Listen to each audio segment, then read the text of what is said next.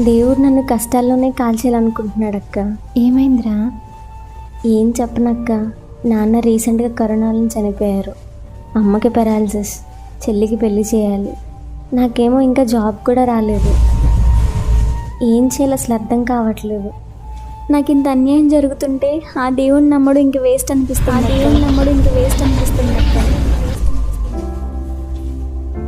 ప్రమాదం జరిగితే ఏం చేయాలో తెలియక కంగారు పడే ట్రైన్ డ్రైవర్ని నమ్మి ధైర్యంగా ట్రైన్ ఎక్కాం.